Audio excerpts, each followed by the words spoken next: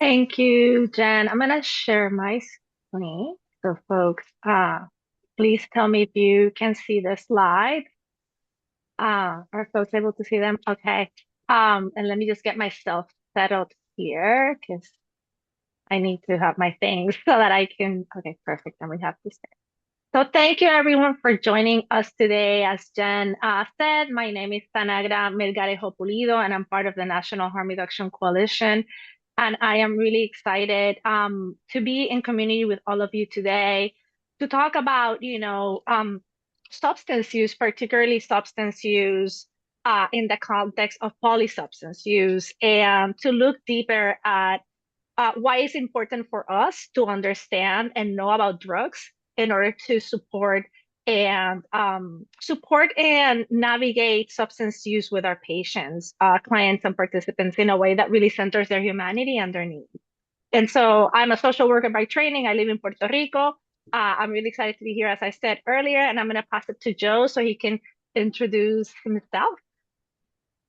Hi, my name is Joe Pereira. I'm a clinical social worker. I have a private practice in Arlington with a focus both on working with people around substance use issues as well as anger management.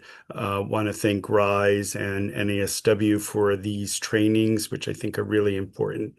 And I just have to say, I'm a little sad because this is the last one that I'm going to be working at least this year with Tanagra, and it's been a great sort of experience over the past few years. Absolutely. Well, we can talk offline. I have some ideas of other things we can do for next year. Okay. Oh, And great, hopefully this will great. be part of that. And so before we get into the session, I just want to give folks a little bit of context of what we'll be covering today. So we'll start by looking at what drugs are, and Joe is going to walk us through a model that is going to help us land into what is a drug, like really defining that for the purposes of the session. And then we'll move into looking at each drug. And we're going to look at the drugs in the context of what do they do for people? What are they good for? And what could be the potential challenges or harms of people using those substances? And then from there, we're going to move into looking at what are some of the risks that can come specifically from polysubstance use, which is the use of multiple substances at one time, because we know that that's the reality for many of the people that we work with, and particularly in this world that we're in and what we're seeing around drug markets, etc. Many folks are moving in between substances and using different substances at a time. And then from there, we'll move into looking at how do we address those risks? What are some risk reduction strategies that we're going to share with you that you can have, that you can bring into your space with your clients? Because I believe that I did not get a good drug education at all in high school, in elementary school, and in college. And it was through harm reduction that I was able to learn and understand that drugs are here because they work for people. They meet people's needs and they have worked for forever. And they also can be harmful for folks. And so it is in understanding what could be the drive behind using the substance. If I know what the substance is good for, that can help me understand or ask better questions to help me understand what may be behind that person's substance use. So that is our hope with today's session. And I'm part of National Harm Reduction Coalition. If you want more information about us, you can look for our website, NHRC. We've been around 30 years and we continue to do this work of creating spaces for dialogue and action that can help us heal the harms that are caused by racialized drug policies. And we work in all of these different avenues that you see on screen. If you want more information about our work or what we do or our training and capacity building, feel free to reach out to me. You will have my email and I'm happy to talk to you more about it. And then I'm going to pass it to Joe. Thank you, Tanagra. Those of you who have attended these trainings before are obviously familiar with this model. I just think it's very helpful to give a really good overview of all the different topics that we discuss. And this was actually developed by Dr. Norman Zinberg, who was a psychiatrist at Cambridge Hospital, who actually began working with veterans returning back from the Vietnam War. and a number of them, many of them, had ended up using drugs while they were in Vietnam, obviously for various reasons. And so he kind of developed this model as a way of looking at a number of different aspects of drug use.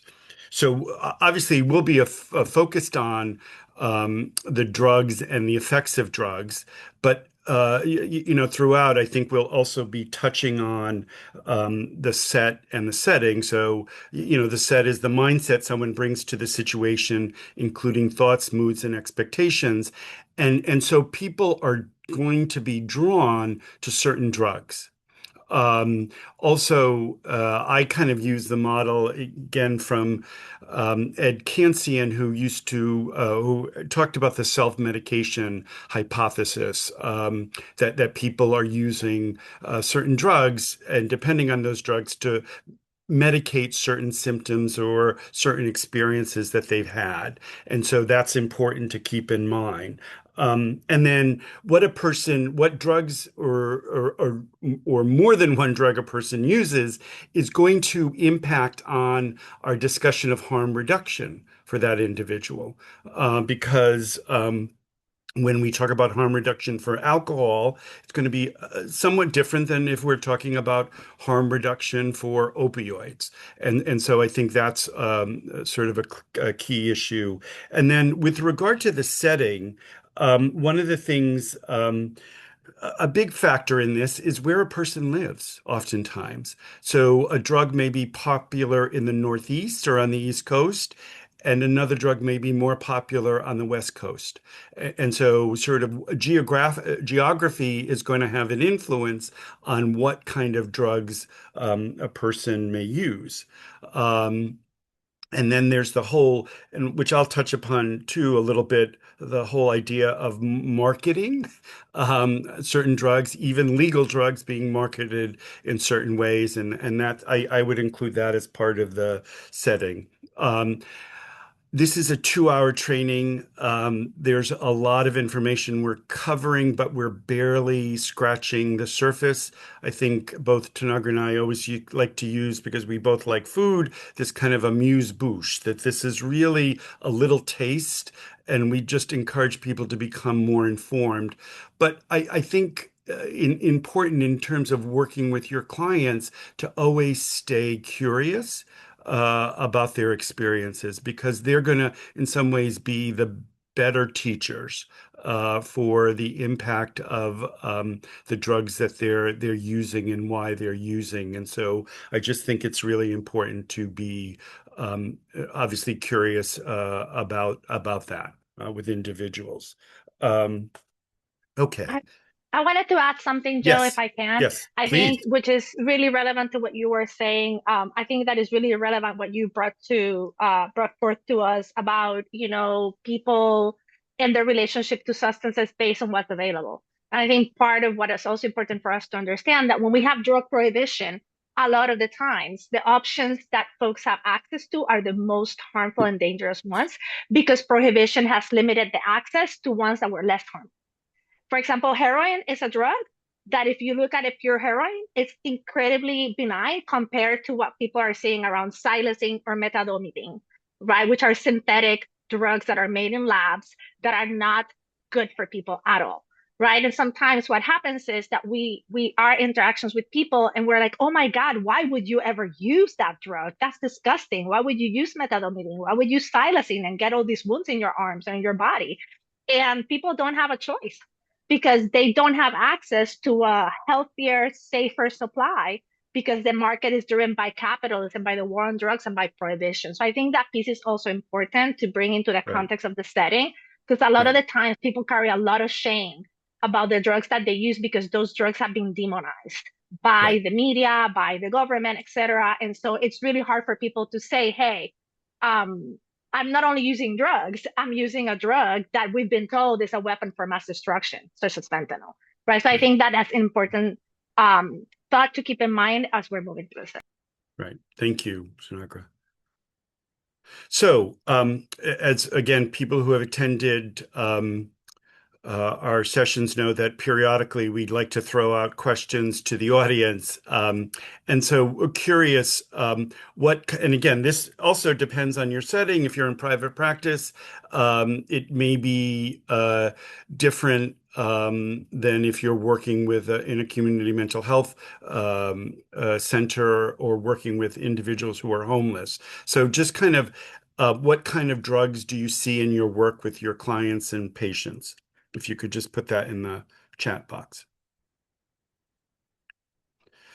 So marijuana, synthetic mushrooms, alcohol, marijuana, alcohol, and opioid misuse, lots of pot, cocaine, fentanyl, marijuana, alcohol, mushrooms, alcohol, heroin, marijuana, opioids, alcohol, lots of pot, marijuana, cannabis, heroin, meth, K2, mollies, alcohol, cocaine, marijuana, ketamine, alcohol, cannabis, cocaine, Adderall, non-prescribed, hallucinogens, opiates, kratom, alcohol, cannabis, opioids. So a lot of commonality in the different drugs that people are seeing. Great. Thank you. Designer drugs, club stimulants. Good. All right. Thank you, Joe. And I also wanted to add another thing about drugs. There is this thing called drug exceptionalism, right? Which is that there are certain drugs that are considered less threatening or less harmful because of who uses them, right? Like psychedelics, right? Like empathogens, which we're going to see in a minute, versus what is known as hard drugs like heroin, fentanyl, cocaine, right? And so I also want us to be mindful of that as we're moving through, because, for example, we're seeing folks that are being successful in bringing into therapeutic spaces microdosing of ketamine or dissociatives as well as mushrooms to help people work through trauma. And I'm really glad that people have the opportunity to do that and use that in a fashion that is protected for them because it's happening in a setting which is guided by a professional that has been trained. And we wouldn't be able to have that conversation about giving folks who are dependent on opioids access to medical grade heroin that is prescribed to them to be able to help them navigate their opioid use in a way that is safer. So also bringing that up. And so when we think of drugs, what are drugs? Substances that affect how your mind and body works. And so what would be drugs that we use every day that help our mind and body work? What would be some examples of that? Caffeina. Let me tell you, I am not a nice person without my cup of coffee in the morning and my cup of coffee in the afternoon. And I'm really lucky that my partner is a barista and brings me my cup of coffee when I'm working. He comes in and brings me my cup of coffee at 3 o'clock because here I tell you, I would not be a nice person. Nicotine is absolutely another substance that we use that helps our mind and body work. Nicotine and coffee together. I was a long time smoker and I love to have my coffee with my cigarette, right? What else? What are other substances that we can have that can help? Aspirin, Advil, antihistamines, sugar, yes. Prescription medications, right? Chocolate. Some folks would say cheese, right? Because cheese touches the same receptors in your brain, the same pleasure receptors that cocaine does. So for some folks, cheese withdrawal is a reality for folks, right? And so drugs are substances that affect how our mind and body works, right? And we can define a drug as a psychoactive substance that can produce a state of arousal, contentment, euphoria, and or can have sleep-inducing properties, right? Um, it can result in dependence when we use it either continuously or excessively, and there are definitely withdrawal symptoms that we experience when we stop use. How many of you have tried to stop drinking coffee? I know I have. I don't know why I've tried to do that many times in my life. And I have to tell you that process has been the worst. The headaches, I get really cranky, I feel really tired, right? So there are withdrawal symptoms that are uncomfortable many times that can occur when we stop using that substance because we have developed a dependence on it. And I want to also name that we're talking about here drugs and that their legal or illegal status has little to do with the potential that they have for dependence or harm, right? Combustible tobacco is legal in this country, right? People can smoke combustible tobacco. And we know that it's one of the most harmful substances that like products that there are, and that they kill people, right? So that's a legal drug that has the potential to create a lot of harm for folks, right? And so whether it's legal or illegal has nothing to do with the potential that someone has to develop dependency or experience harm from the use of that drug. Janagra, can I just Yeah, add something to that, to the claro. last point? Yeah, And you're absolutely right. I think, and again, in prior trainings, we've talked about stigma. While, in terms of dependence and harm, whether it's legal or illegal, however, certainly if something is illicit, there's more stigma associated with it, which then impacts on people's willingness and sometimes access to get treatment. So. absolutely. Yeah, and we see that with tobacco because there are a lot of campaigns out there trying to get people to stop using combustibles tobacco, right? Or cigarettes. One of the things that happens is that we drive people like, you need to stop and stop now, but we don't understand that stopping now is not very easy for someone that has been smoking cigarettes for 30 years. Right. Right. So that's where harm reduction comes in. What are Right. the tools that we can provide someone, and lifting the stigma around that so the person can actually tell us what the issue is without fear, as you were saying, Right. right? Because we're talking about drugs and many of these drugs are illegal, right? So we're talking about illegal behaviors that are happening. And so that also creates that added extra layer of fear and concern for folks. So a drug has to be able to pass from your body into your brain, right? So we ingest the drug and then it comes through our body and gets into our brain. And then that drug taps into our communication system between our cells. And this means that it can interfere with how we send, receive, and interpret messages, right? So sometimes using a substance can make you impaired. I know when I used to drink a lot of alcohol, my reaction time to certain things was much lower. Like I was much lower in responding, much lower in moving because my ability to interpret messages or to receive or send them was impaired or was impacted by the alcohol that was in my system. I also know that when I've used stimulants, I feel really hyped up and really energetic, and I am quick to respond. I am quick to act. I am quick to do, right? So different drugs will have a different impact in terms of how we process information, how we receive it, how we interpret those messages. And that is going to depend on what kind of drug we're using and what uh, the chemistry of the drug is. And we're going to see that in a second as well. Another piece that is important for us to keep in mind before we actually go into talking about drugs themselves is tolerance. And we can define tolerance as how our body responds to a drug with repeated use, right? So I know, for example, that the more that I drink coffee, um, the less impact that drug will have with me over time. I develop dependence. I develop a dependency, but also a tolerance. So now I drink 2 or 3 cups of coffee a day, but there was a time in my life where I drank like 5 or 6 cups of coffee a day, right? And I needed more coffee in order to what? To feel the effects of the coffee because I had developed dependency on the coffee. And so it has, the more we use, the more we create tolerance, which means that then we need more to be able to be in baseline.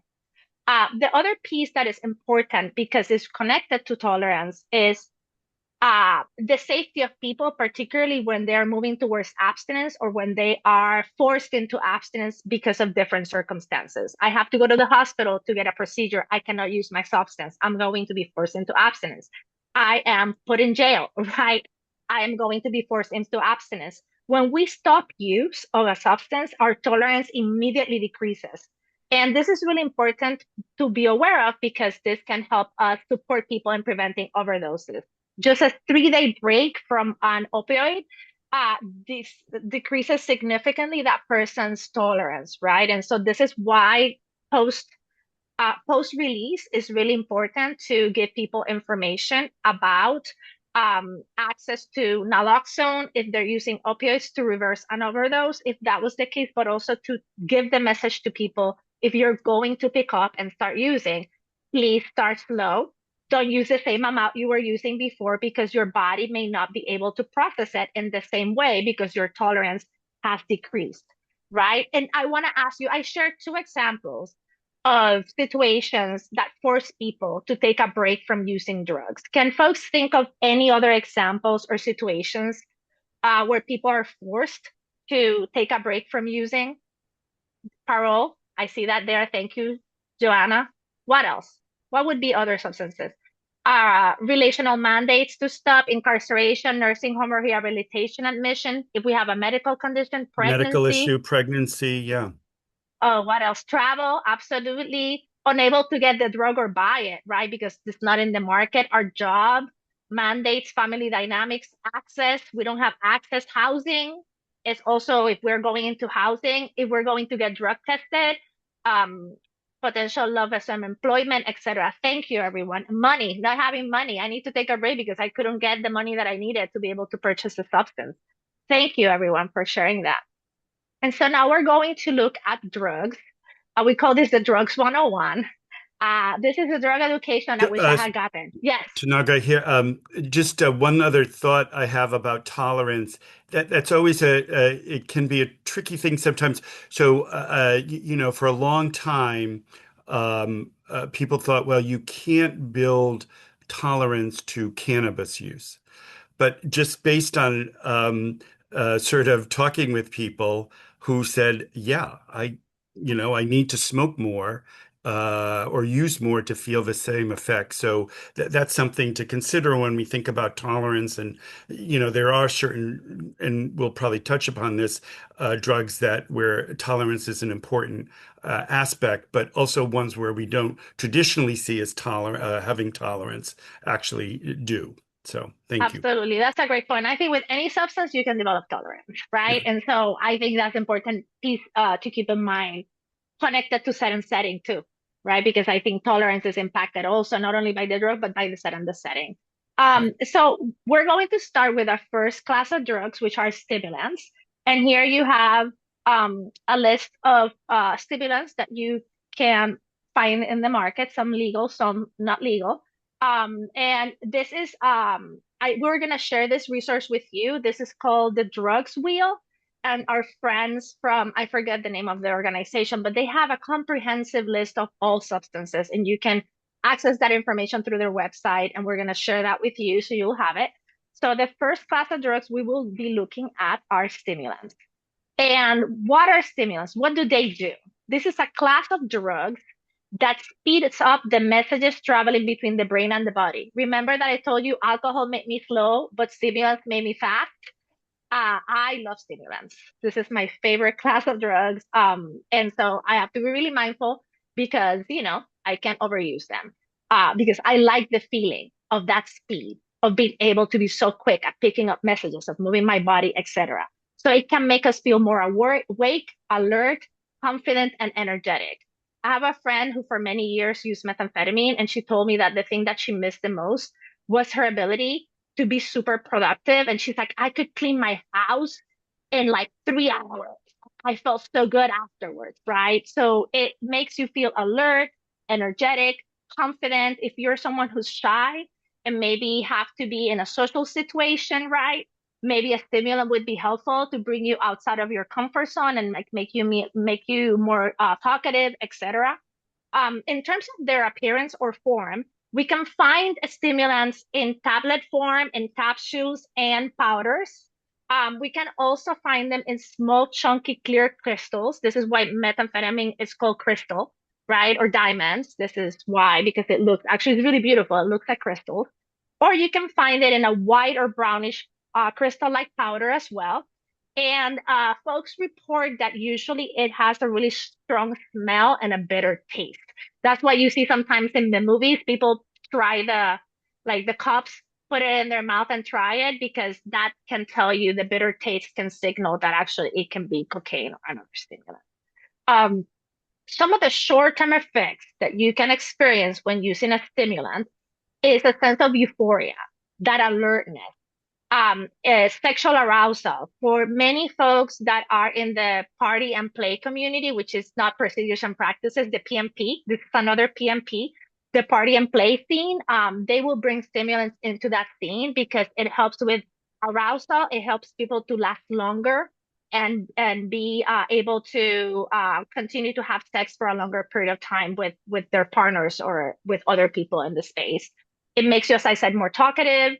It is also something that folks are using to curb their appetite. So people that are concerned about their weight, I know people that have microdose methamphetamine to help them maintain their weight, lose weight or be skinny.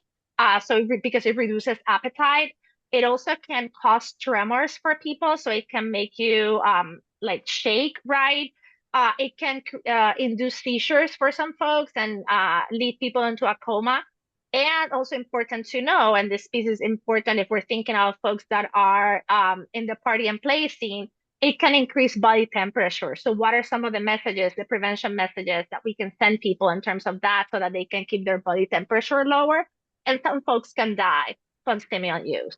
Some of the long-term effects can be psychosis and paranoia. And I have a colleague that I work with who used methamphetamine for a long time and had an episode of methamphetamine-induced psychosis. And she talks about that experience and how distraught she was through it. It can cause paranoia. So this is important to be aware, particularly when we're working with clients that are using stimulants. I've had clients that use stimulants that I had to adapt my intervention with them because I knew that they were experiencing paranoia.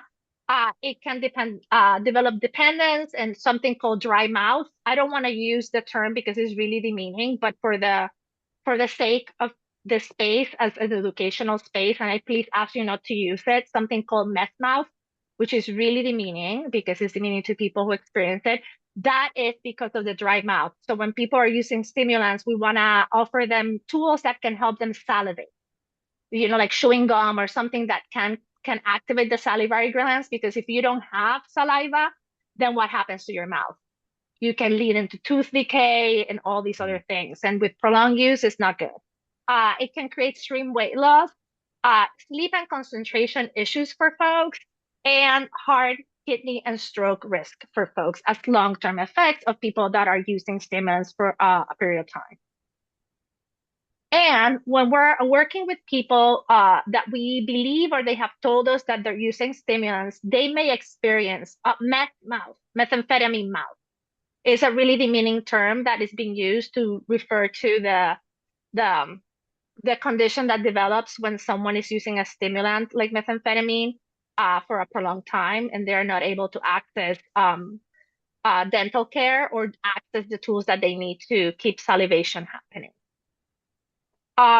So folks that use stimulants may experience an altered perception of time, right? So things that are important for us are checking in for appointment reminders, right? So if someone is using a stimulant and they are not aware of how many days have gone by because they've been in party and play and hanging out with people and having sex and having fun, and it's like, damn, my appointment was on Thursday. What day is it today? It may be Tuesday, it may be Friday, I don't know. So checking in for appointment reminders, offering flexible meeting times. I used to have drop-in hours where people between the hours of 10 and 2 and certain days could just drop in to talk to me. And that way they could come when they felt ready or they were able to get their body moving to the space. And we want to be prepping with people before transitions or closures, right? And prepping means helping us close the space, right? Ensuring that we are giving people enough time for the transition and information that they can take with them and maybe a plan. How can I reach you in case I need to connect with you? What do you need from me to help you remember your next appointment? Some folks may have difficulty eating and sleeping, so we want to encourage people good nutrition before, during, and after use. One of the things that we say to folks is have food, water, anything for hydration, because it is important. And we know our people most of the time are not in a space where they're able to have access to nutrition. So when we had the drop-in center that I worked at, we had tons of really good varied food for folks because we knew that this would be helpful to them. And because we have food, it can help people and sustain them when they have to experience the calm down, which is inevitable. When you stop using, you have a calm down and it feels really uncomfortable and not great in the body. right? And finally, folks, as I was saying, can experience irritability and paranoia. So we want to be able to listen to people's concerns and exercise patience, right? People need to be seen and heard. And this is a space where we also can assess people's basic needs, right? Are they ready to eat some food, to drink some water, right? They may not have eaten food for many days. Their stomach may be closed, right? But it's good for them to eat. We know that and drink some water. So maybe we can assess, that food, like say to them, would you like a little bit of water? Would you like a little bit of food? I have some bars here. What it is that you need that can help you transition into a space where you're feeling better and more comfortable in your body. Any questions? You can write them in the chat because Joe and I are going to be addressing those questions towards the end of the session. And then we're going to move to another class. We just looked at stimulants, and now we're moving into empathogens. Empathogens, what do you think empathogens do? What is that? What does that word empathogen, what is it connected to? What other word? Empathy, yes. These are the drugs that make you want to hug everyone and love up on everyone and love up on yourself, like ecstasy, MDMA, all those things, right? You are feeling like you're in heaven with your people and you're dancing as one and you're beating one heart at a time. It's like that is the kind of drug that we're talking. We need more empathogens in this world, right? Because they increase social connection, right? It increases people's ability to experience empathy, to experience benevolence, and feelings of being socially accepted and connected. Again, for someone who has felt left out or not connected to community, this is a drug that may be very appealing to them. It also impacts our brain chemistry because it releases dopamine and serotonin, which are two, oh my God, what, tell me, I know what they are, but I can think of the word in English or Spanish, but they're in our brain. They're like chemicals in our brain, that make us feel good, right? They control our mood, our appetite, our sleep, right? And so that's important to keep in mind when we're thinking about the calm down for folks from empathogens. And we can usually find them in pill form, in crystal, or in capsule form. In terms of our physical effects that we can experience, we will feel connected and we're going to feel a sense of belonging. For some folks, they feel a sense of warmth and also it can bring sexual arousal. Um, it also can, for some folks, you can experience an increased sense of energy, but for other folks, it can have an impact in their anxiety and create mood swings for people. Important to think about the warmth in the body, and it can lead to dehydration because folks are not taking enough liquids to keep themselves hydrated, and there can be a lot of sweating, and the calm down can lead to depression, right? So some folks report feeling restless because they don't have a lot of sleep and they're exhausted, they're tired. Folks are irritable, they can be anxious. We have seen some folks that have experienced paranoia, and other folks that have shared that they have had experienced difficulty concentrating after the calm down from use of empathogens.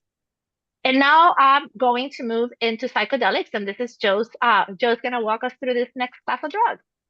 Thank you, Tanagra. Psychedelics. So again, and I want to broaden this a little bit when we again talk about setting that for those of you who are around during the 60s and probably into the 70s, Timothy Leary, Ken Casey, part of the counterculture, psychedelics were sort of very more kind of well-known, prominent people using them, especially younger people being introduced. And I think there was a hiatus, not to say that people didn't use, but it wasn't sort of in the cultural zeitgeist. And as Tanagra sort of mentioned, over the past few years, psychedelics have become more sort of used for people dealing with PTSD, also major depression, where they haven't, other medications haven't been very useful. And so people using certain psychedelics to treat depression. And then also for end of life. I've heard people who may be struggling with issues around death and dying that psychedelics have been used to help people kind of come to terms with that. Some of you may have know that our current presidential administration has expedited the use of psychedelics for treatment and to do research. Just this is my own little bit of editorial here. I think it's great. I think trying to sort of help people who may be suffering with symptoms around PTSD and depression to help them with that. I think is great. I'd be careful. Again, I think this comes from being around a long time, where certain things are overpromised and underdelivered. And I would also be concerned about following the money here, that there are now companies that are getting into the business of psychedelics, and how is that influencing our decisions around its use? So just kind of a thought there. Um, so I would say, next slide, please, Stanka. One of the common effects here, well, the one of the things I would also say, and just this is my experience, other people depending on their setting, I would say that probably the most common psychedelics that I think are in use is LSD, psilocybin, and I think mescaline. And again, these drugs have been used in ancient times, right? A lot of indigenous groups are um, sort of using or used uh, psychedelics for spiritual reasons. And one of the things that, when they're taken, there's the setting aspect. When they're taken out of that setting and just used recreationally, that is a different dynamic there, and we have to be aware of that. I think around effects and perception. Obviously, changes in one's perception, mood, and cognitive processes. It also senses, thinking, time. People will talk about listening to music and feeling a heightened sense of the music and actually feeling the notes and that sort of thing. And there also can be not only auditory hallucinations, but visual hallucinations as well. And as noted, there can be natural and synthetic forms of psychedelics.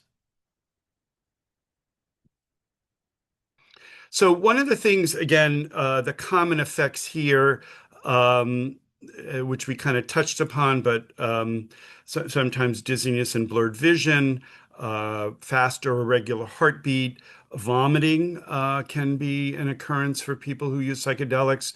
And so when we think about the long-term effects, people can have that sort of term a bad trip, where the experience is really frightening for them and it leads to panic and unpredictable behavior. But it's very interesting because also it can be a reason for a person never ever to use it again. So they've used it once, they had a bad trip, they are never going to go back to it again. And so that also can be common in other drugs too. I've had worked with people around cannabis use that their first use of cannabis was a bad experience. They got paranoid. They didn't use it anymore. And so that's something to keep in mind. And then sort of long term, people can have flashbacks and this notion of hallucinogen persisting perception disorder. And the re-experience of drug effects days or years later. So a person may end up in the ER and be sort of having these hallucinations. And the initial thought may be, oh, this person has symptoms of schizophrenia, when it actually may be sort of precipitated by their drug use of psychedelics and other drugs as well, but certainly in psychedelics. Now we are going to look at dissociatives. And I think that we are seeing an uptick in dissociatives, particularly in the current situation in the world that we're in. For many folks, it's a lot, and disconnecting, dissociating can be a protective factor for some folks. And so, dissociatives help us do that. Um, they are also known as dissociative anesthetics. So it's a sense of anesthesia, right? It can help us to feel separated or detached from our body or our physical environment. And in some instances, it can cause hallucinations and changing thoughts, emotions, and consciousness, right? Again, ketamine is being used in microdosing in some therapeutic spaces to help folks navigate or address trauma experiences, particularly PTSD. We've seen it also used with veterans of war. And some of the studies have demonstrated that like it's very effective in helping folks kind of connect, like deal with that without necessarily having to relive the reality. So it's a really interesting, it's the studies are showing promise, right? So it's really interesting in terms of what can come out of that in our field to help people address, these issues of trauma. And you can find dissociatives in gels, in gases, in liquids, in pills or powders, and implants as well. Some of the common effects that are reported by people who use them is a sense of euphoria. You're feeling floaty, you're feeling relaxed, happy, pain-free. And so many people are dealing with like pain, like psychological and emotional pain, right? I would imagine that a dissociative would be super helpful for that. Some folks want to feel numb. They're feeling protected, safe, unconscious, unaware. People call it falling into a K-hole, right? I'm in a hole and I am protected. Um, you might also become unconscious or experience visual or auditory hallucinations, right? Which is the other piece too. That if you're using dissociatives. And this is why microdosing the substance in a controlled setting is helpful because it can help have someone there to support the person in case they're experiencing visual or auditory hallucinations. Some of the long-term effects of ketamine, which is a dissociative, is that it can cause what is known as ketamine bladder syndrome, which is a really painful condition, and it causes incontinence and bladder ulceration, which it's folks that have experienced that. It's really painful and also really shameful and embarrassing for the people that are experiencing it, right? Um, if you're using nitrous oxide, nitrous, right? Have you heard of nitrous? You inhale it. Regular use can cause vitamin 12 deficiency, which can lead to nerve damage and anemia. And then finally, when PCP or Angel's dust, and I remember that, I don't know if you remember, but PCP became like a thing in this country with Rodney King, right, and LA. It can cause short-term psychosis or long-term cognitive issues for folks. Um, and now Joe is going to walk us through depressants.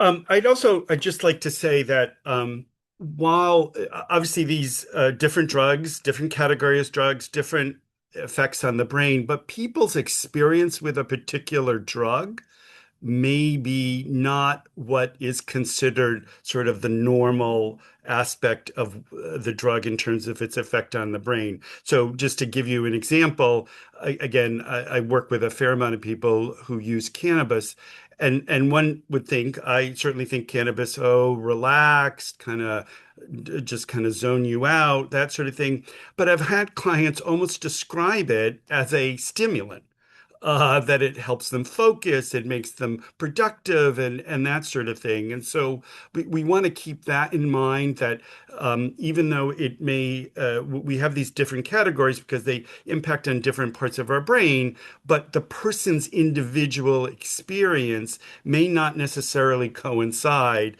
with the medically way of how they impact on the brain. So depressants, include alcohol, benzodiazepines, GHB, and kava. And so these are drugs that obviously are going to oftentimes reduce arousal and stimulation. They basically slow down the messages sent between the brain and the body. Obviously, they can affect coordination and slow down a person's ability to respond to unexpected situations. Um, I would say that that generally depressants can be swallowed, they can be drunk, they can be injected, snorted, or inhaled. Um, and then the other thing I would say about these different sort of depressants is, again, sort of people will, I've had people think that alcohol is a stimulant, right? Because it makes them do things that they wouldn't normally do.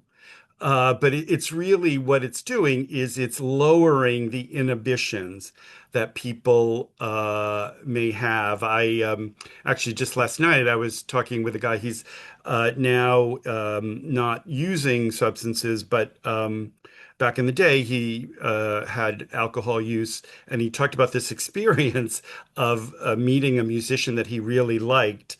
And he kind of went up into the VIP area. And so he kind of did that in a way. And I asked him, had he been drinking alcohol? And he said he had. And so the alcohol sort of lowered his inhibitions. So it allowed him to kind of decide to go up into the VIP room. And if he hadn't been drinking, that he may have hesitated doing that. Next slide, Tanagra, please. So again, as we've already talked about, in small doses, a person can feel more relaxed and less inhibited. Uh, and then next one, please. And then here are the common effects, as we've already sort of touched upon.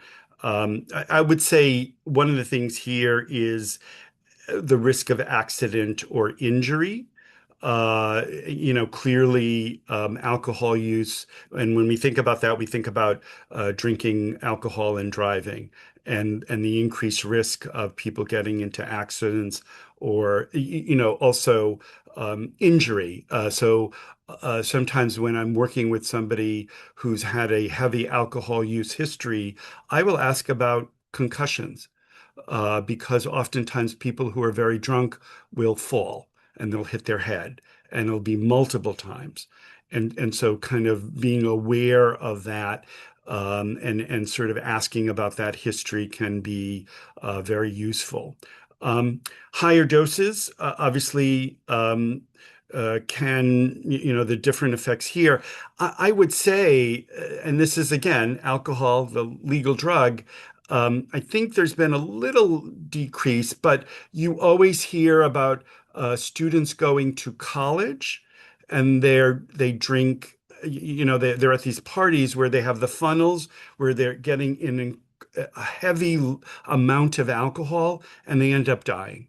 And so I think people sort of need to be aware of, obviously, the incredible risk at heavy doses of alcohol, even though it's considered legal.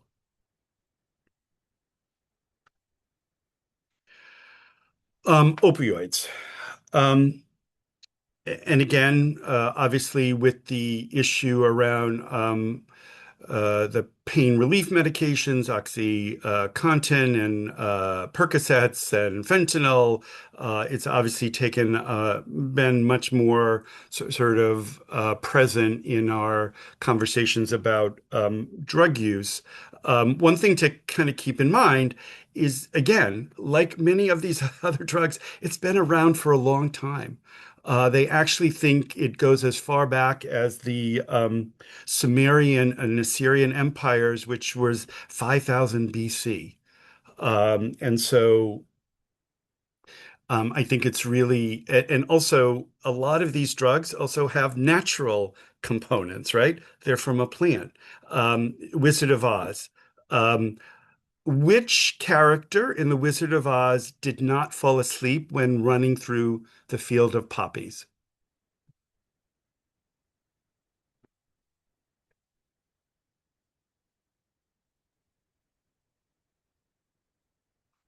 No, it wasn't the Tin Man. No, Toto fell asleep. The lion fell asleep. The Scarecrow, because he had no brain. So that just kind of, I was reading last night about this, and I just found it kind of amusing because obviously all drugs affect the brain, but the Scarecrow had none, and so he was not affected by running through the poppy field.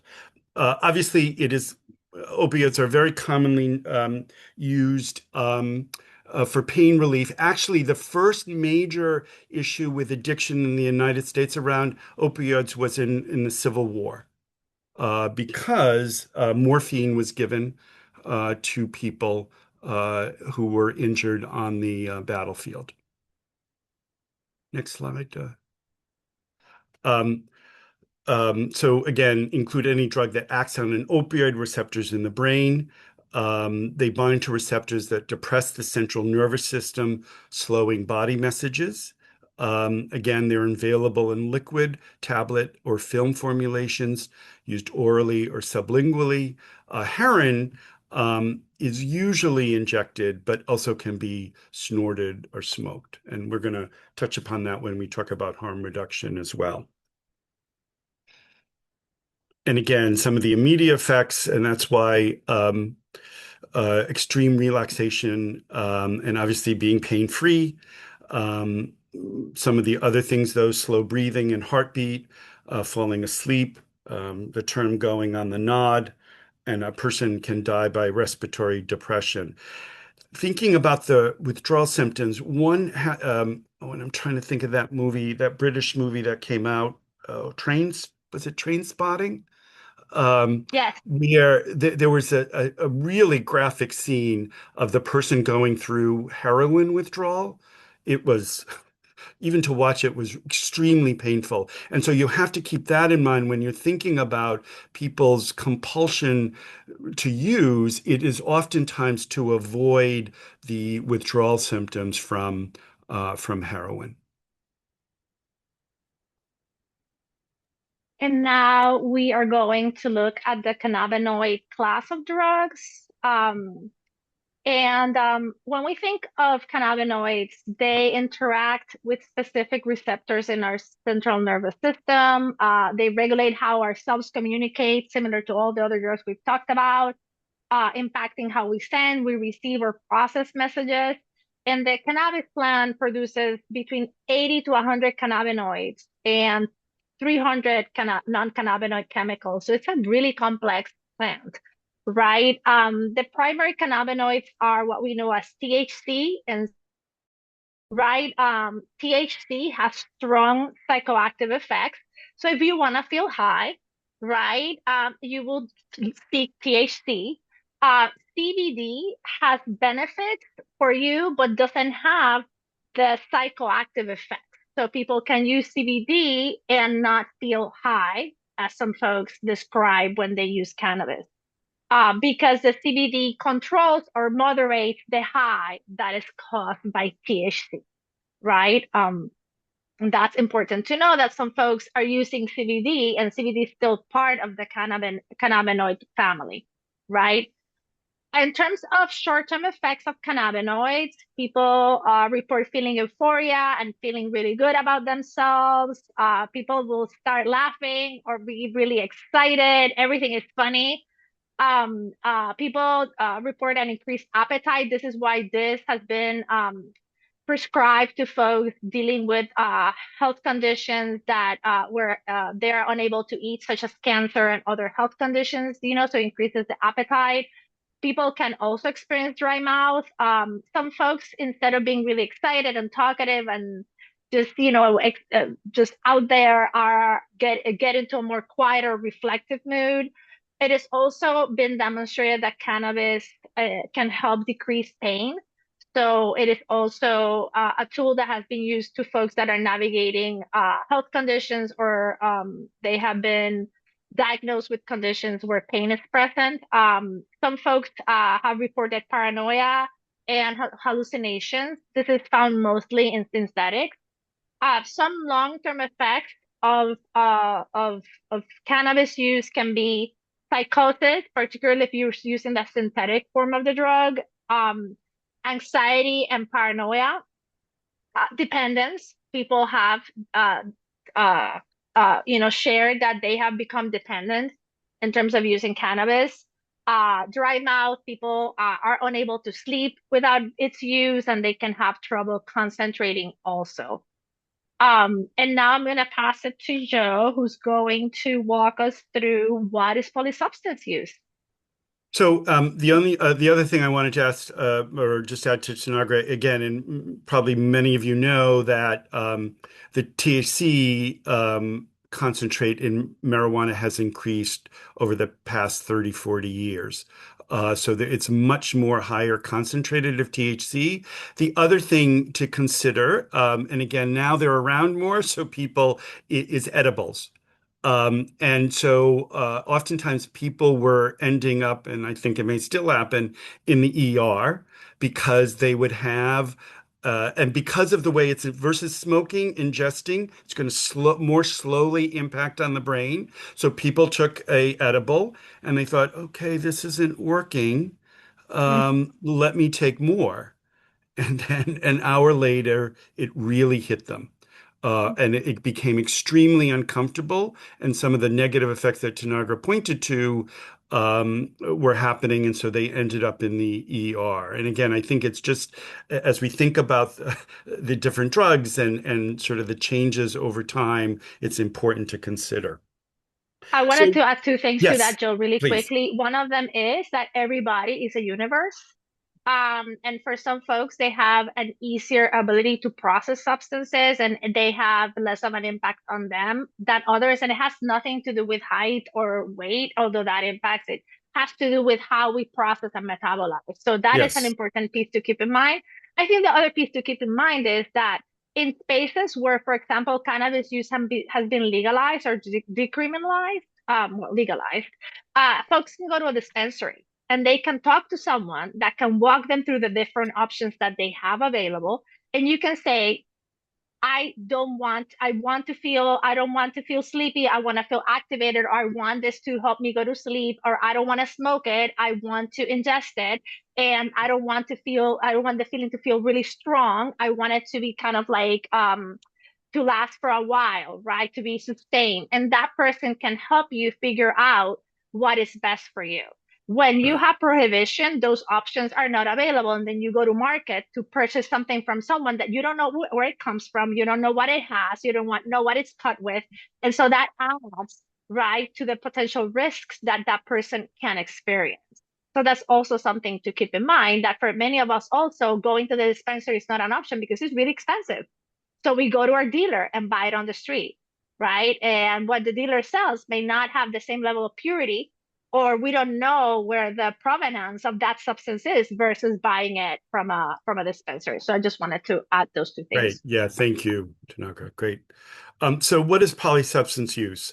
So it's very basically the use of more than one drug, also known as polysubstance use. And it's really common. So it includes when two or more substances are taken together or when a short period of time, either intentionally or unintentionally. So a person may sort of be given a certain drug or maybe drinking, which they agreed to do. And then because of the under the influence, somebody may offer something. And perhaps if they weren't under the influence, they might have said no, but because they are, they take it. And so I would put that under the kind of the unintentional sort of use, but certainly intentionally as well. And there are different reasons for that. Just kind of as an aside, we working with certain people who will go to 12-step like Alcoholics Anonymous. So use Alcoholic Anonymous. Very few people are just using alcohol when they in those meetings or have a history of just using alcohol. They have used other substances as well. So, and I know people may have referenced this already when we asked about what drugs that they are seeing, but what kind of polysubstance use are you seeing in your practice?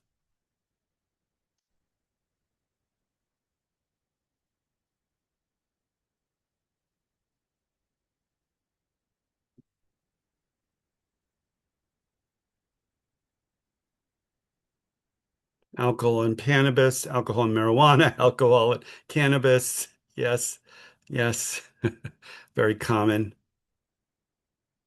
Somebody just said marijuana, alcohol, so not necessarily seeing THC and CBD gummies, alcohol and cocaine, marijuana and nicotine. Yeah, alcohol, nicotine, and marijuana, cocaine and benzos. Interesting. Yeah.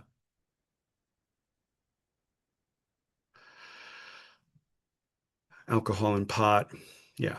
Alcohol, kratom, cocaine and benzos, Wild West. Young adults, alcohol, cannabis, cocaine, hallucinogens, benzos, and stimulants. Yes. Yeah. Uh, and we're going to talk about that when we talk about the continuum of use, kind of touch upon that. So, all right. Well, thank you.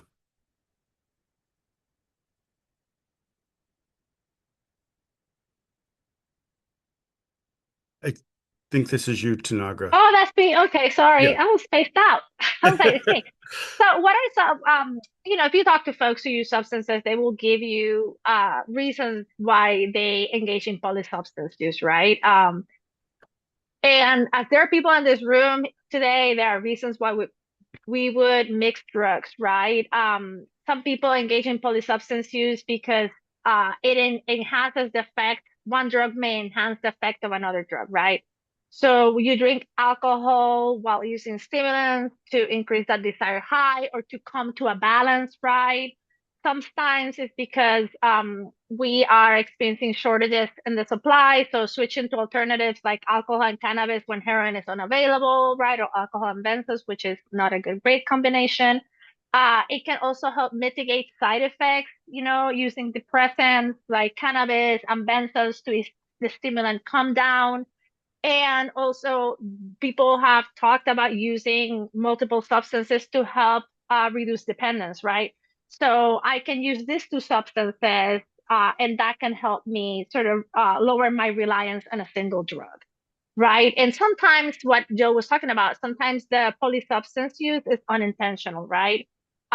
We may be partying and we may be taking other drugs while we are already intoxicated, right? Without considering the risks. And this is something that when we're working with young folks, we talk a lot about, right? Because it is really important to the set and the setting, particularly with folks partying. You are with a new group of people, you're in a space that you're not comfortable with, you overuse a substance to make you feel comfortable, and that leads you to maybe, in order to fit in, to use other substances.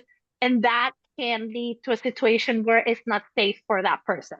And so really thinking about how the set and the setting really impacts polysubstance use for people, it's really important. And I think this is me, right? Yeah. Yes. Yeah. Yes. Yeah. So some of the reasons why folks experience polysubstance use, I was mentioning peer pressure, right? Social environments that encourage substance use, right? Oh, you have a couple of drinks, so you want to have a puff of this joint and maybe do a line of cocaine, right? We're all partying.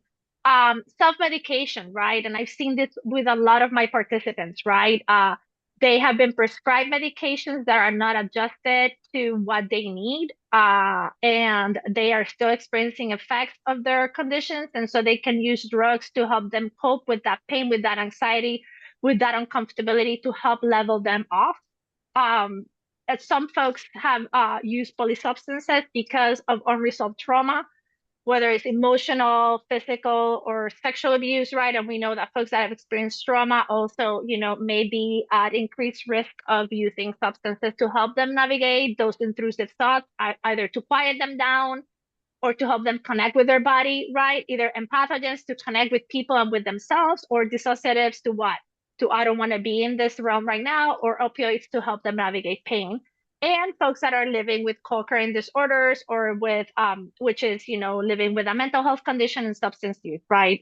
And we know that folks that are navigating that particular experience may have a likelihood of engaging in polysubstance use, right?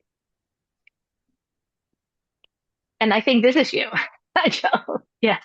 O- Okay, so the dangers of polysubstance use. So again, and this when and we'll be talking in a few minutes about sort of harm reduction, is these are the kind of things that we really want to be potentially helping people with in terms of mixing of these drugs because it increases one's risk for more negative sort of effects. So mixing stimulants. So if you're mixing stimulants, you're going to have a double whammy with regard to your heart rate and blood pressure to dangerous levels and, increase your risk of serious health problems. Um, and mixing stimulants and depressants. Um, um, it doesn't necessarily really cancel each other out. It really what it does is it adds a layer of unpredictability, often modifying or even masking the effects of one or both drugs. Um, and what it may do is it may trick you into thinking that drugs are not affecting you, making it easier to overdose or use more. So I have worked with some people, again, younger, who will use one of those energy drinks when they go out to sort of be able to drink more. But what's also happening is that they're not appreciating potentially how drunk they really are because the stimulant is kind of working against that, which can get them into trouble.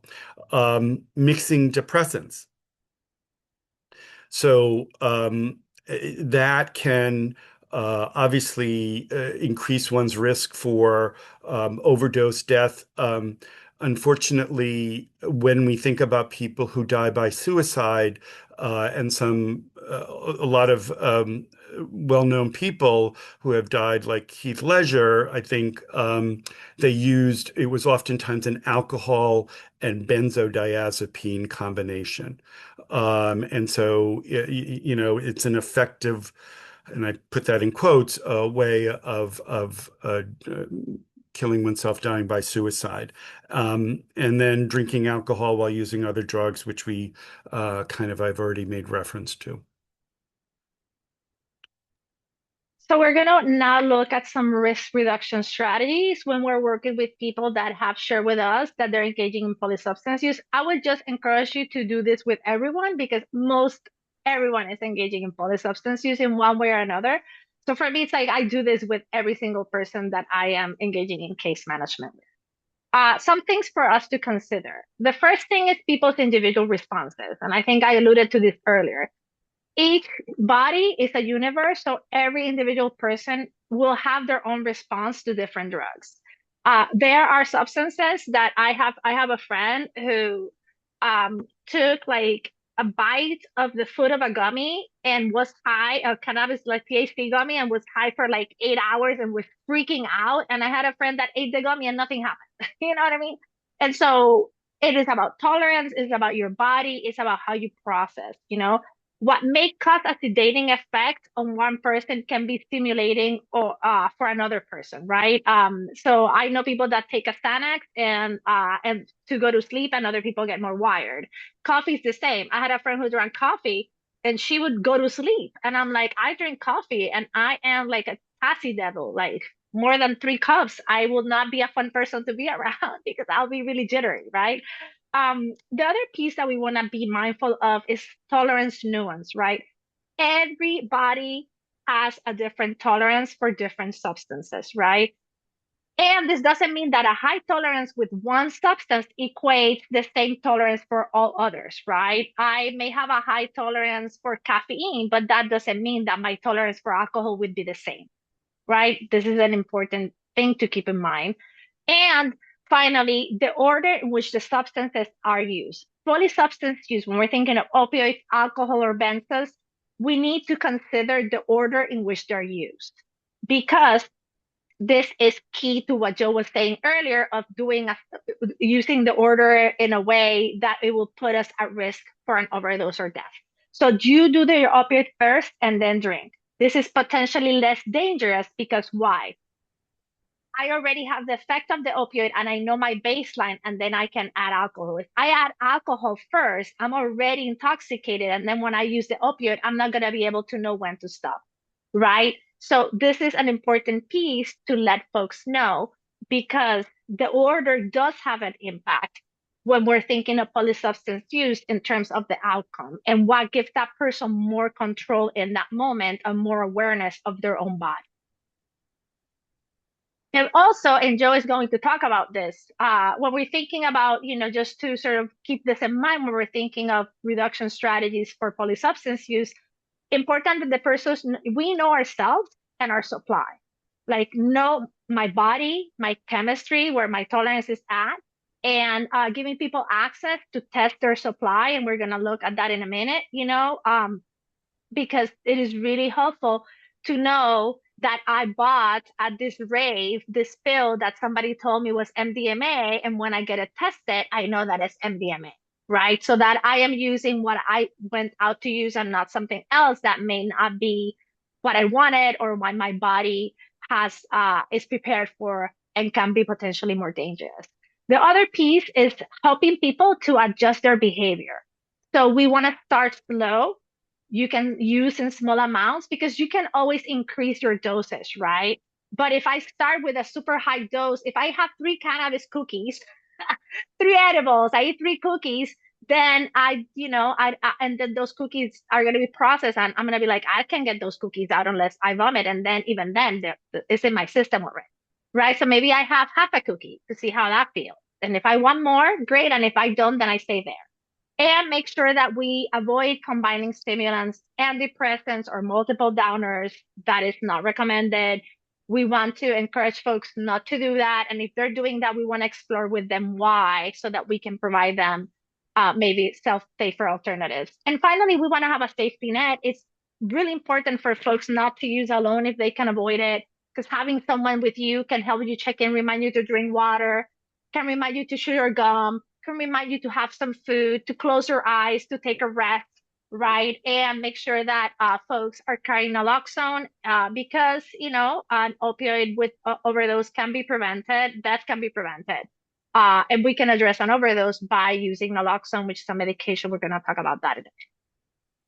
And now Joe is going to walk us through harm reduction approach. Right, which I think Tanagra did a great job of already kind of addressing some of the, so and again, people who've been to our prior trainings have probably seen this slide, that the harm reduction approach really uses a spectrum of strategies.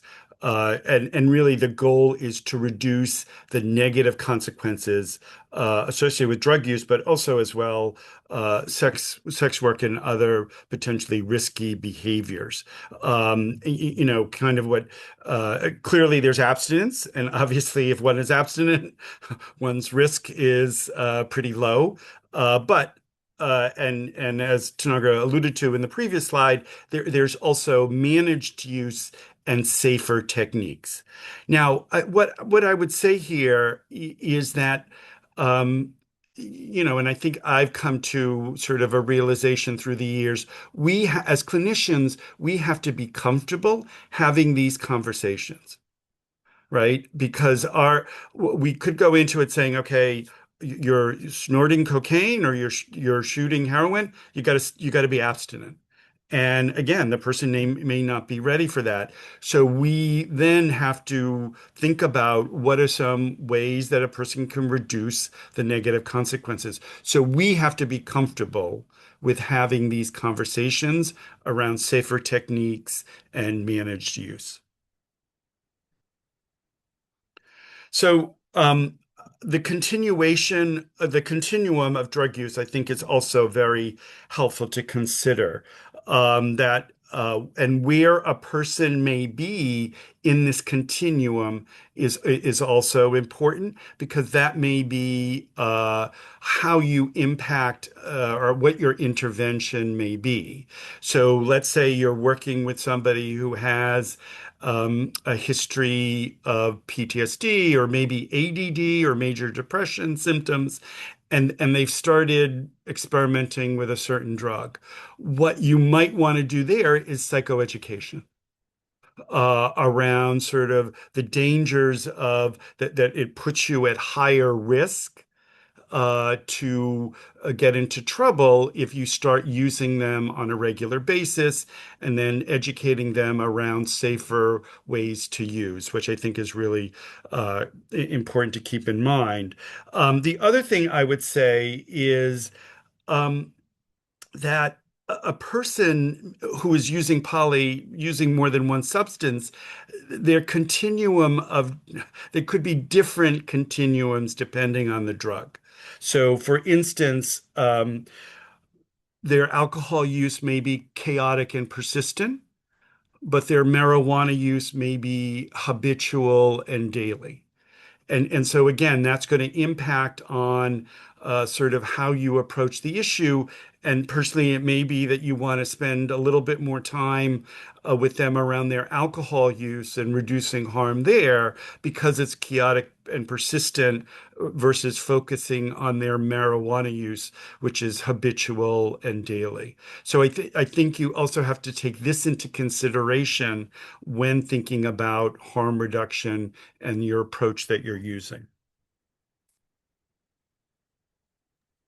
And it's important also to, when we think about substances and we think about people using drugs and we think of harm reduction, which is a space that we create to have these conversations with people about their use, about behaviors that are highly stigmatized and criminalized and punished, and that lead potentially not having the space for conversation can lead people into spaces that are less safe and for them. We also want to know about the routes of administration, right? Because different routes of administration present advantages and also potential harms for people. So drugs can be snorted, and that means that you use them up your nose. Folks also smoke their drugs. You can swallow your drugs, pills. You can swallow them. Some folks can put crystals and they wrap them in like paper, tissue paper, or toilet paper, and then they ingest them. You can booty bump or plug, which is using the drug rectally. And finally, injecting, which is when you use a needle to your body. Some of these routes of administration are easier for people in terms of concealing their substance use, right? Um, some of them may not be as great for people, right? If someone is injecting, that means that they are putting a hole into their arm, right? Like I'm injecting a substance. I need to have these tools. I need to have the drug. I need to have the syringes. I need to have the cooker. I need to have all the things. I need to have a space.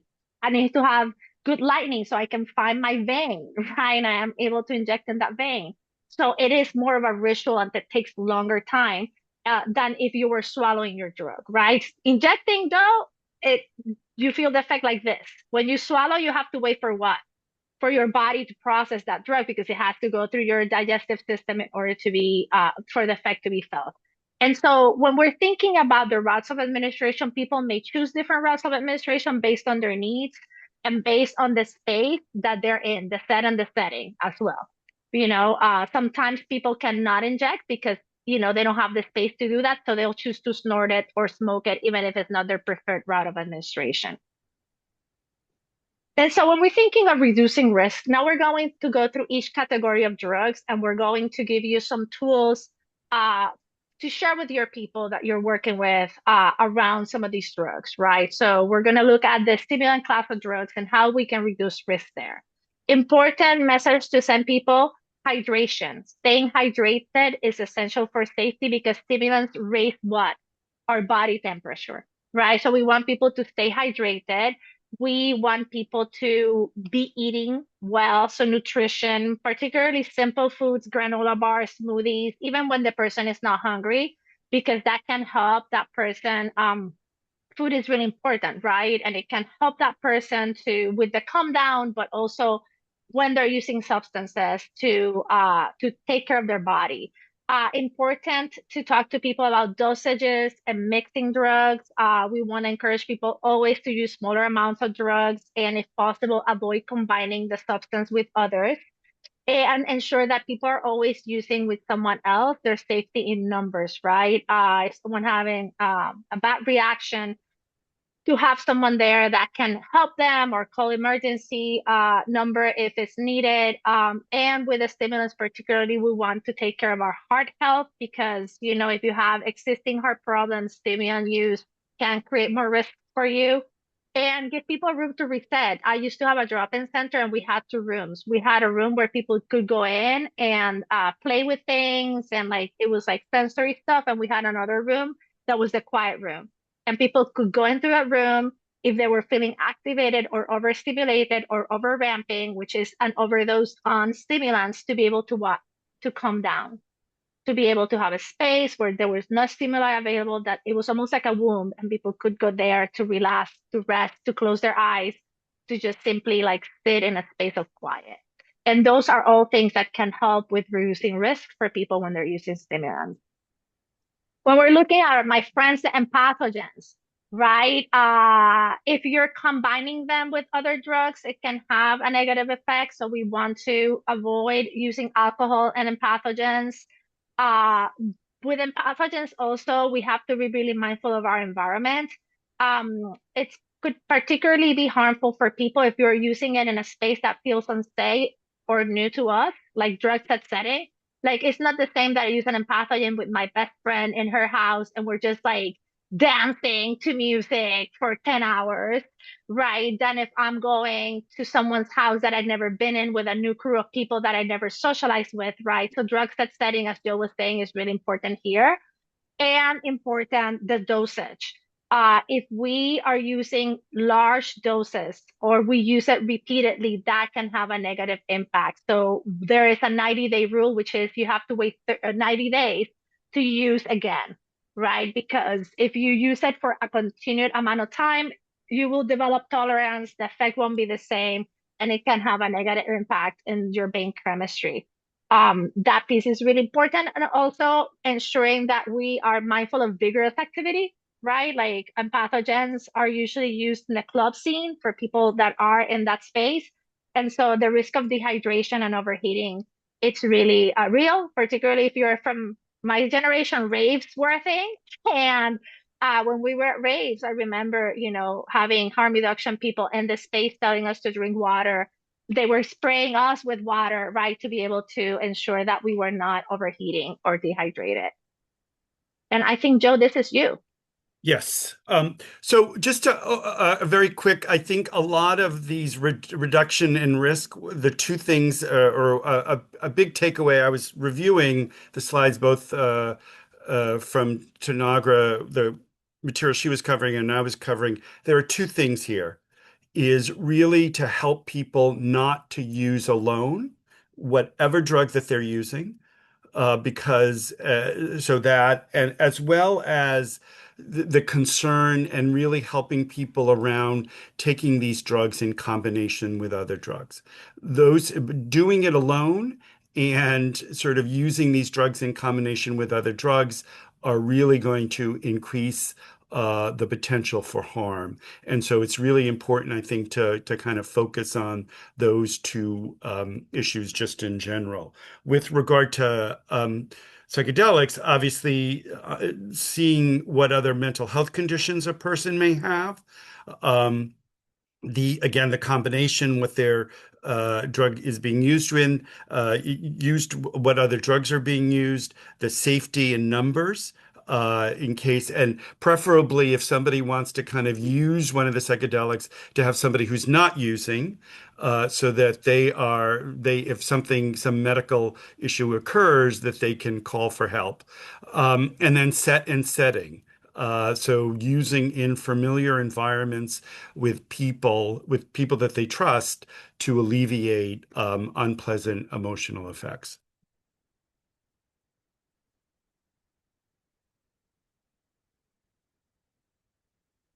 This may be me, right? Yes. Dissociative. Yeah. Um, so when we're thinking of dissociatives again, and as you see, there's a trend here. Uh, be mindful of using them in combination with alcohol or other drugs, especially benzos and opiates, right? Again, the environment. Um, Always asking ourselves, am I walking into a new space or with a new group of people, right? Does this feel safe to me? Is this a space where I'm uncomfortable? I'm going to walk in uncomfortable and probably use more or use in combination to help me address those feelings. The dosage is also important. It can be neurotoxic to some nervous systems if you use large doses or you use it repeatedly. And again, it's never the best practice is for folks to never use alone. I also want to honor that for some people, that is not a reality. And there are tools that we can offer to folks so that they're physically alone, but still connected to someone online that can deploy support or help if that is needed. And with dissociatives, be mindful of nausea prevention because nausea is common after dosing. And so to minimize this, it's best for us not to eat 3 to 4 hours before dosing. So that way you don't feel that you need to throw up and again, it's not fun to throw up and throw up yourself. And I think this So, is useful. yes.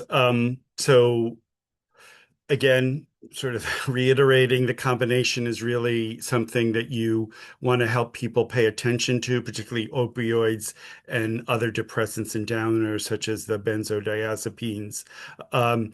Certainly helping them, this issue of people driving under the influence, because judgment and motor coordination is required for the activity. So really thinking about helping them think through that they're not going to be put themselves in a car to drive if they're going to use, and again, solo use, again, try to refrain from that.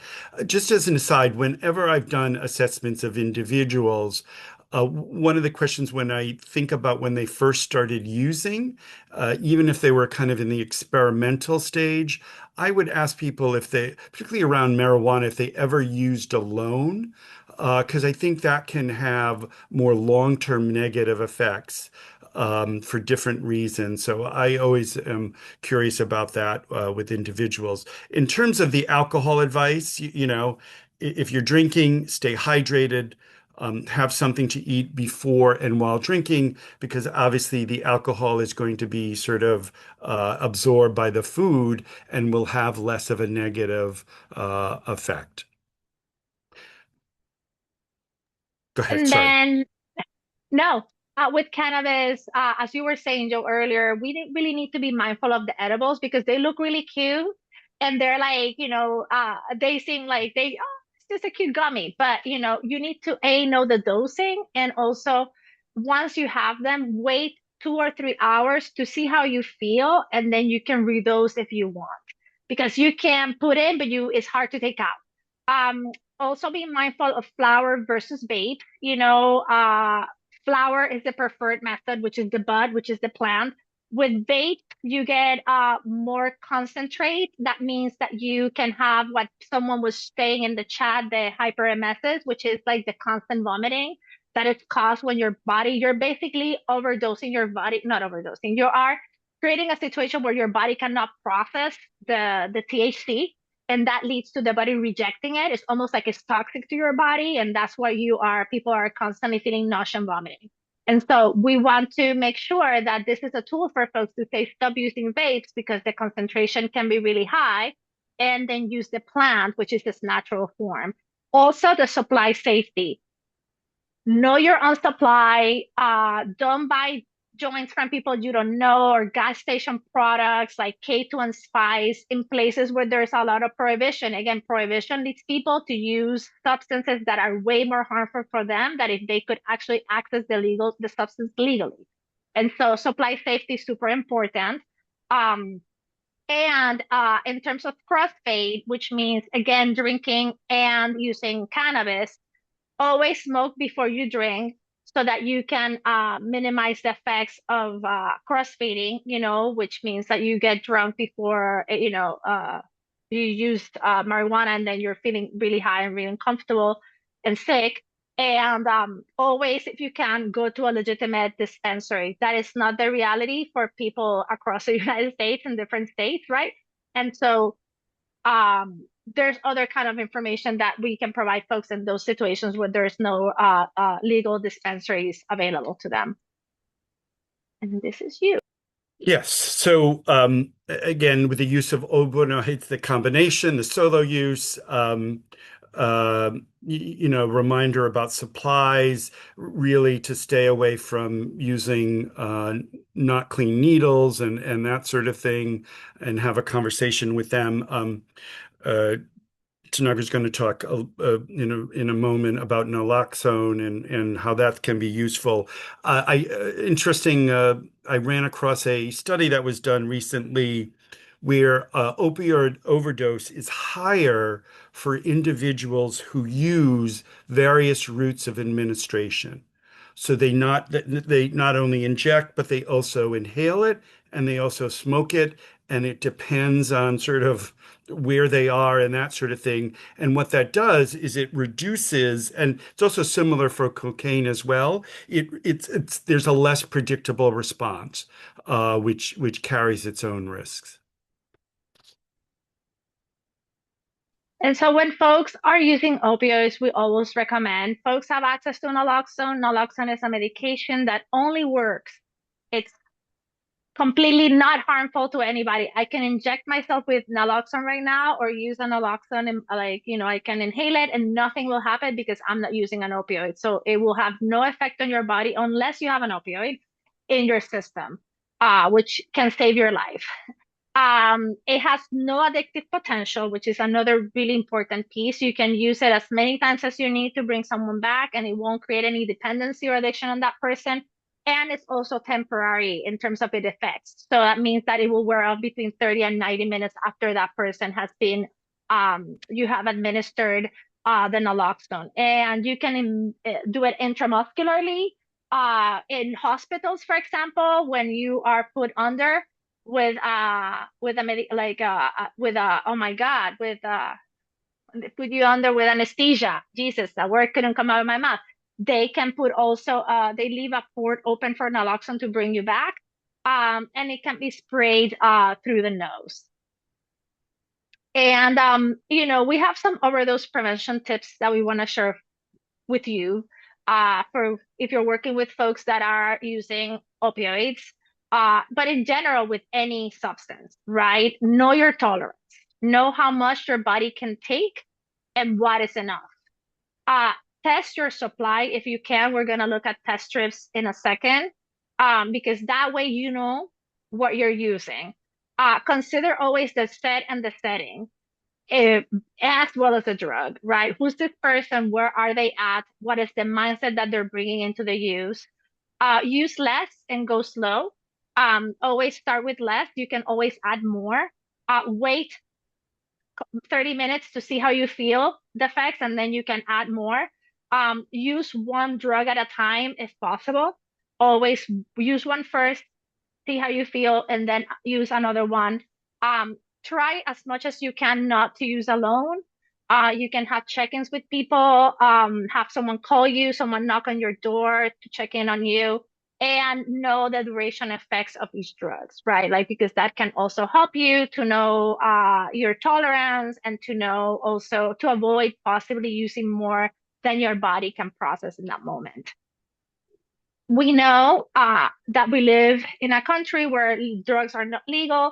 And we also know that there's an increasingly strong and unpredictable drug supply because of prohibition. We're seeing new drugs that are produced in labs that are new to us, and we're trying to figure out, what are the effects on people in real time. So strict drug supplies have always been and will always be consistent and unpredictable. That is the reality. And this is, as I was saying, the direct result of the war on drugs and the criminalization of people who use drugs. And so a harm reduction strategy that we can provide to folks is we should assume that there's an overdose risk every time someone is going to use. And we can share all of these harm reduction strategies with people so that they can practice them consistently so that they can stay as safe as possible and they can have the tools that they need to reduce risks that come from using drugs in a very strong and unpredictable drug supply in a country that is set on punishing and harming people who use drugs, right? And not treating that as a medical condition with the care and compassion that people who use drugs deserve. And so why would we want to encourage people to engage in drug checking? We have seen throughout the years where this practice has been established that it improves the safety of their drug supply because it improves our knowledge about the substance that we're using, and it increases safety in supply. We can tell people this substance is not, this is what, people have found X thing on this substance that people didn't appreciate, didn't like, it made them feel sick. And also it uh, leads to less adulterants in the supply. It also promotes the health and well-being of people who use drugs because we're giving people the opportunity to make informed decisions about their use, and that leads them to change behaviors. And we've seen that also. And it is a powerful engagement tool for hard to reach populations, right? We are seeing across the country community-based drug checking programs that are really amazing because people can bring in what they're planning to use and they can see in real time what it's in there, right? And that can help them determine yes or no, I don't want to use this, or I want to use this, but I need to use it with caution.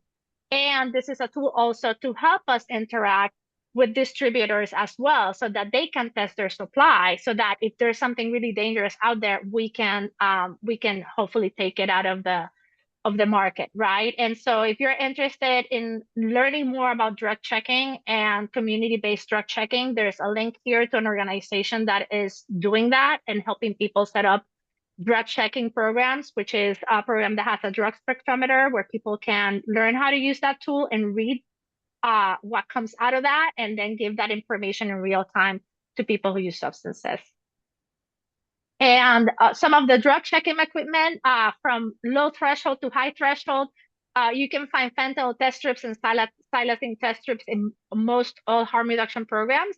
And these were repurposed by people who use drugs to help them figure out if these substances were present in their supply to then take measures to protect themselves and their community, right?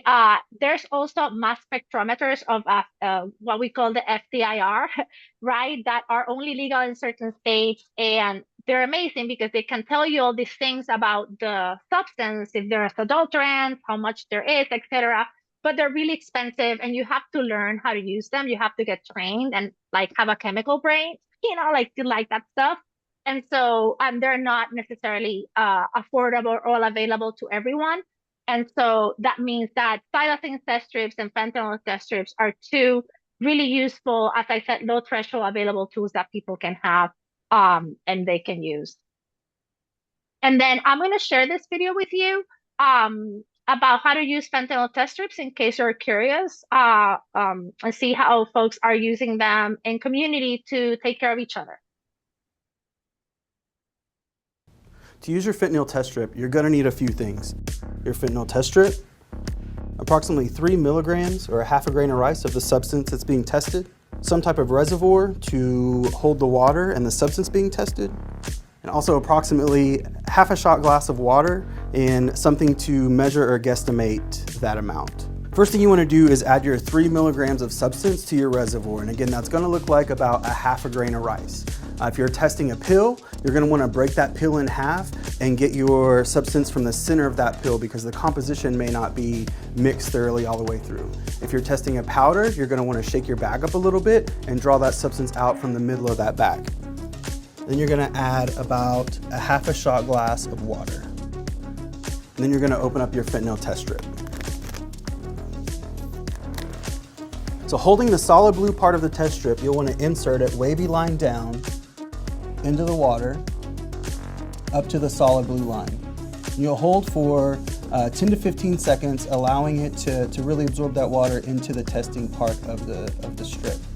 After approximately 15 seconds, remove your strip and let it sit on a flat surface for 1 to 2 minutes. If your test strip is showing one line, that indicates that there is fentanyl present in your product. If you have 2 lines, that's a negative. If your strip is showing no lines at all, you've got an inconclusive result and you should test again.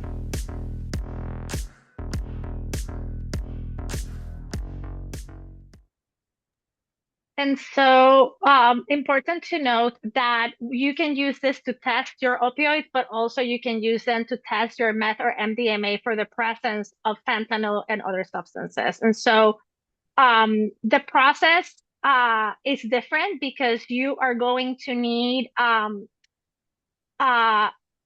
for MDMA and meth, 1 teaspoon of water for every 10 milligrams of powder. But for all other drugs, is 1 teaspoon of water for every 50 milligrams of the powder. So you need less in the meth and MDMA than you would do for other drugs, right? And so there's information here. The important piece here is also to remember that one line is what? Not like the pregnancy test. One line is positive, two lines is negative. So your brain has to readjust. I'm like, why did they do this? Like, but it's a good reminder. Now I know one line is positive, two lines is negative, no lines means it's inconclusive. So you want to try carrying that out again. This technology is not perfect because, again, people who use drugs in order to take care of each other and their community took this tool that was used to test their urine for reactivity to drugs to use it to what? To test their drugs to ensure that they were able to know what was in their supply in the absence of that information or any regulation about the drug market in general. And so I think this is a great tool for us to engage in conversation and to recognize that people who use drugs care profoundly about the well-being of community and about their health as well. And so now I'm going to pass it to Joe to close us out. Okay, so yes, thank you, Tanagra. So what I'm going to do is here's the question. One thing, again, if you've been to our trainings, that's our final question to people. But there were a number of questions that were sort of put in the chat. Tanagra, what I'm going to do, if it's okay, is I'm going to find the questions, and then either or both of us can answer them, if that's okay, just for the sake of time. So this was one actually almost at the beginning from Thomas. Tanagra and Joe, with Gen Z males often presenting with overlapping trauma histories, mental health symptoms, and polysubstance use, what are the most common mistakes clinicians make when interpreting symptoms and discussing medication options, and how can we avoid them? I guess what I would quickly say, and Tanagra, please jump in, is making assumptions, right? About how a person is presenting. Mhm. And when we go on those assumptions, then we're likely going to say something that may put off the individual. And I just think really getting a good history around these different factors, the trauma history, the mental health symptoms, polysubstance use. Are you more inclined to use a substance when you're feeling a certain symptom? Mhm. And so kind of getting a better understanding of the connection between the two. And I would also say, and this is more for, I have sometimes, and I want to, on one hand, sort of understand that psychiatrists have a liability issue, but also express my frustration that still out there, a person has to be completely abstinent before any medication options are on the table. And Mhm. it's just kind of the chicken egg kind of thing where maybe the medication could potentially be helpful with reducing some of these symptoms so they don't have to use. And so that has been a frustrating thing I've experienced. Tanagra, I don't know if you have any other thoughts. I would just echo what you said, Joe. I think showing up with assumptions and not asking like questions that give room for the person to really reflect about what's behind their use, right? I think that there's a lot of real angst around young men are experiencing because of patriarchy and sexism, right? That it's really hurtful and harmful to them. And drugs can be a really great tool to address some of that anxiety, that fear, that pain, that inability to speak of our emotions or even know what they are and get in touch with ourselves, right? And so I think asking, not assuming and coming in with a curious mind to ask questions about how these substances may be helping them navigate their reality can be helpful to us to then maybe potentially connect them to alternatives for us to work together to build out those alternatives. Thank you. I'm sort of looking. I think this is Maya. Do you know about a relationship between cannabis use and schizophrenia? Um, So I do think that there is an association. It's one of those tricky things, Hmm. uh, correlation be versus causation.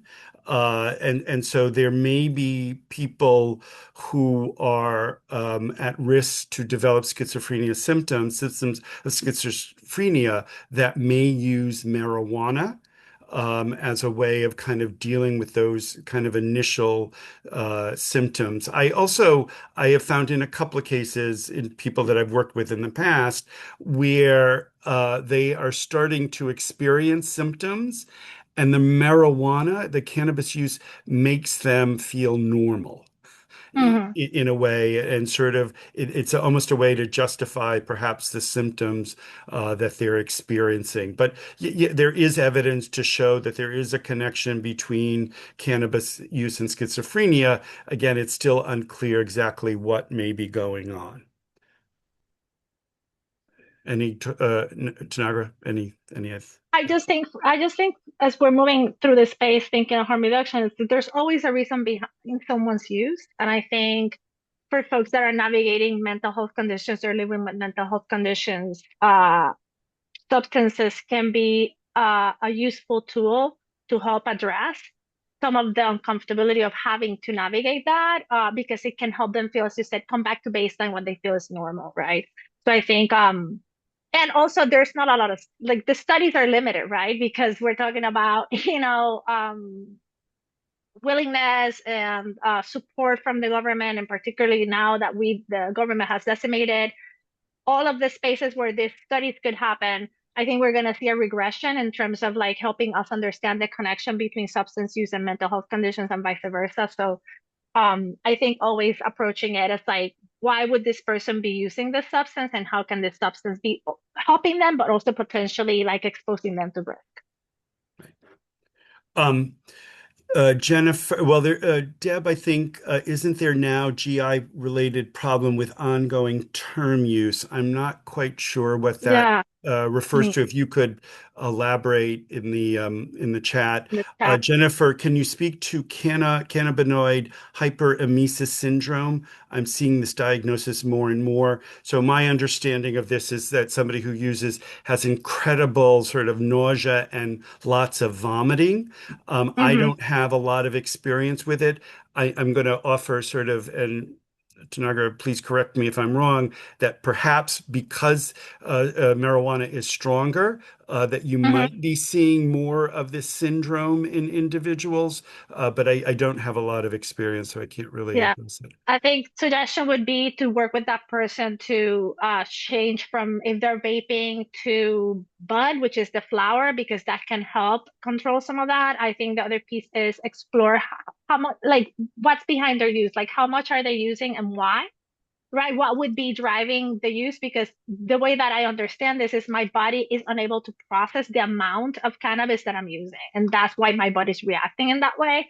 And so part of that is an exploration of what would be behind that person's use, right? If they develop tolerance, is it because they are navigating a particular situation and then helping them move from one form of cannabis to another? Because maybe that can help with the symptomatology. Right. Thank you. Sam said, years ago, I was told that cannabis could cause dependence, psychological, but not addiction, physiological, and because it stays in your body longer, does not cause withdrawal symptoms. However, this came with the caveat that with increasing THC concentration in cannabis products, this could change. Was this accurate? And has our understanding of cannabis addictiveness changed? I do think it's a couple of things I would say is while on some clinical level, it is important to distinguish between psychological dependence and physiological dependent or addiction and dependence. I think when you're working with somebody, it's really asking, how is the marijuana affecting them? Why do they think it may be a problem? Mhm. And what role does it play? That being said, I have, in working with some people, they have described sort of some withdrawal symptoms that they may have be experiences if they are trying to stop. What is very common is irritability, Mhm. which again may be a psychological aspect or it could be physiological. Yeah. Yeah, I think any drug can have a risk of dependency, and with any substance that we use. And part of that is having that conversation. And if you're going to, if that person is seeking to cut back, how can we do that? And also set that person up to succeed. You may have to cut back and you may feel like crap. And you may feel really like crabby, and not feel great. Like, you know what I mean? And like, what would we do with that? What are some of the things that we could help once you realize you're feeling that way? What are some of the tools that you can have at your disposal that can help you navigate some of that anxiety and angriness and all those things that come up when you stop using something that you kind of like, but you can't use anymore, you Right, know? right. So yes, yes. Beth asks, what are the liability issues with harm reduction? At what point does a patient become a risk to harm self or someone else? A tricky question. We did a couple of years ago, or it was last year, we actually, and you can find it on the NASW CE Institute, where we did a sem webinar on handling sort of liability or safety issues when working in the context of harm reduction. I guess what I would say is sort of separate from, you would handle it, I think, as anybody with sort of, if they didn't use substances, how much of a threat are they? Do they talk actively about wanting to die? What are their means? And obviously, sort of looking at what drugs they may have on hand, that's going to be a factor in your assessment. And then maybe having a conversation with them about the risk factor and assessing, do they need sort of more intensive treatment, that sort of thing, to help them with both the harm towards themselves and then with someone else. Again, is this based on, sometimes I just sometimes feel like killing that person. Is it off the cuff, or do they have a plan, and that sort of thing? And again, where do they get really violent when they're using substances? So that would be all part of an assessment that I would make. Yeah. I also think offering people tools to minimize potential harms when they're actively using, like using less, using under what situations are you using, like what could be the contributing stressor and factors that can lead you to use more than you would normally use, or in a situation that is potentially more unsafe for you, like using alone or mixing substances. And I think creating the space for that conversation is super important, because then we can help people have a safety plan and put it into action, because a lot of the times people don't think about the potential causes of harm when they're in their active use, right? Like, they're not seeking to die. They just Right, use too much, and they right, didn't have a plan in place to have someone reach out to them if they haven't heard from them in like 15 minutes, to go knock on their door, call them, etc. And so I think that harm reduction gives us room to talk about those very real things and to help people realize, yes, this can feel really good right now. Maybe this doesn't feel so great, because maybe I'm struggling with my use, and these are things that I can do to stay safer. great. So very quickly, what people take away before we have Chris Belli come on and give you your CEU number.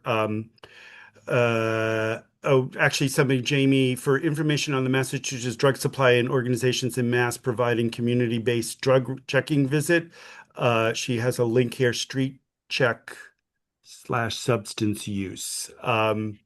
Take away the order of drug use does matter. New harm reduction ideas.